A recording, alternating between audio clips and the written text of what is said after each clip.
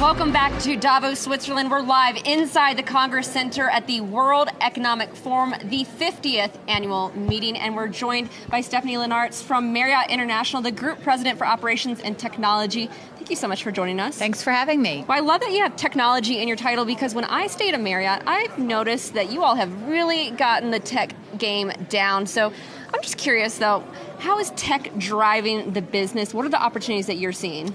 Well, technology is driving all aspects of the guest experience at both our properties, when people are staying in our hotels, but equally important when they're shopping on our website, booking rooms through our app. So technology is an absolutely fundamental part of the guest experience. And as you can imagine, we're investing quite a lot of money and effort in that space. So I'm happy to hear that we're taking good care of you in our hotels. As it relates to technology, it's often about solving pain points. What are those pain points that you want to solve? Yeah, I mean, I think if you think about it from an on-property perspective, one of the things that we've invested a lot in is mobile and our mobile app.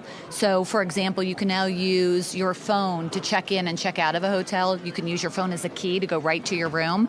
But we want to make sure that guests have choice. Some people want to do that. Others actually want to speak to a human being at the front desk. So I think it's really critical as we think about how to use technology to enhance the guest experience. We also give them choices and different ways to interact with us. A major theme at the World Economic Forum has been sustainability. When are the travel bottles in the hotels going away?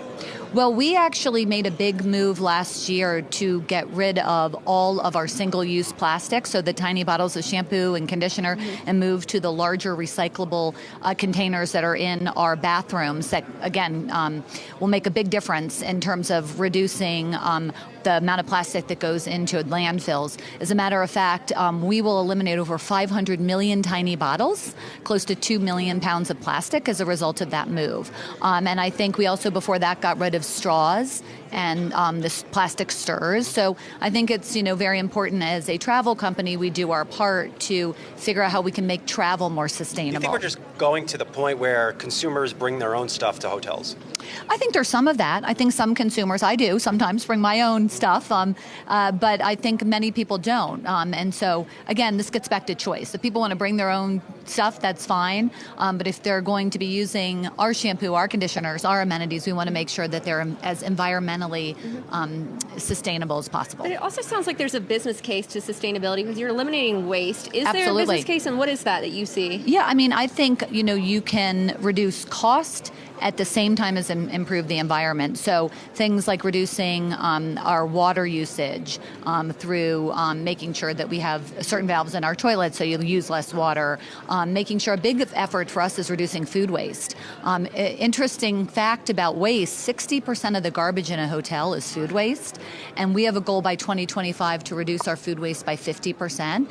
And people don't think about food waste as a very big contributor to greenhouse gases. So I think this focus on reducing food waste is another way that the travel industry, the hotel industry, and in this example can make a big difference. I'm curious about that. Where's the food waste coming from? And well, think about when you think about you go to a hotel, and particularly in certain parts of the world, buffets are very popular, right? These big, gorgeous buffets. In a Ritz-Carlton, we have 30 brands, and we're in 145 different countries, and particularly in some of our luxury hotels, let's say in Asia, gorgeous buffets. Well, buffets are beautiful. Consumers want them, but they also can have a lot of food waste. And food waste is a complicated thing to solve. You have to think about how can you use analytics to see what's selling and what's not? How can you do things like composting? Donate food when you can. Recycle food as appropriate into new recipes. So there's all sorts of different ways to improve in that area. Stephanie, don't take my buffet away. No, I won't. We're going to make it just more sustainable. Okay. That's our goal. More sustainable. We won't take it away, I promise. Right. One key component in AOC's Green New Deal is to retrofit buildings. Yeah.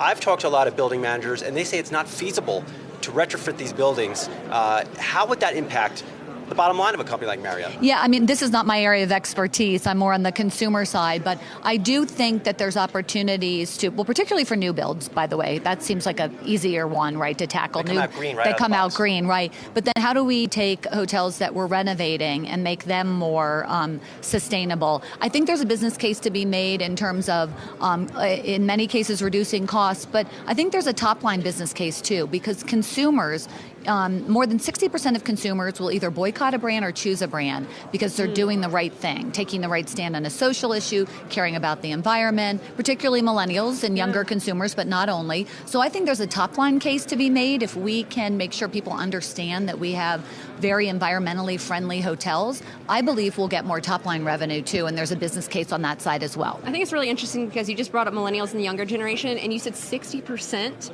will choose not to do business with the brand. So either choose or boycott a brand of consumers based on the stance. I also wonder, just watching these young teenage activists who might not yet be the consumers, and maybe they're spending some, but really renting hotel rooms. Yeah. How do you see that driving change? Because when I look out at the younger generation, I see a very active group of young individuals.